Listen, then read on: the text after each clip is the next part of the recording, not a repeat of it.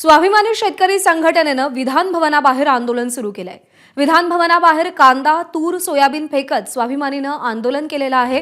कांदा उत्पादक शेतकरी असतील, सोयाबीन उत्पादक शेतकरी असतील, त्यांच्या समस्यांवरती काल विधानसभेमध्ये चर्चा झाली, प्रश्न मांडले गेले आणि त्यानंतर आता स्वाभिमानीनं विधान भवनाबाहेर कांदा, तूर आणि सोयाबीन फेकत आंदोलन सुरू केलंय। कांद्यावरचं 20% निर्यात शुल्क रद्द करावं अशी मागणी केली जाते, पण हा प्रश्न केंद्राच्या अखत्यारीत येतो असं उत्तर दिलं जातंय।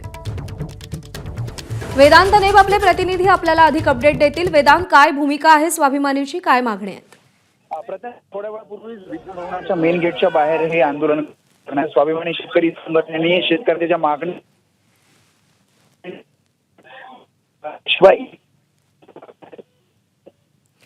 वेदांत, तुझा आवाज नीट पोहोचू शकत नाहीये, पुन्हा एकदा संपर्क साधायचा प्रयत्न करू। तर काही वेळापूर्वी स्वाभिमानी शेतकरी संघटनेनं विधान भवनाच्या बाहेर हे आंदोलन केलं होतं। कांदा, तूर आणि सोयाबीन फेकत स्वाभिमानीनं हे आंदोलन पुकारलेलं होतं। शेतकऱ्यांच्या प्रश्नांवरती साधक बाधक चर्चा होणं अपेक्षित आहे अशी मागणी स्वाभिमानीची आहे।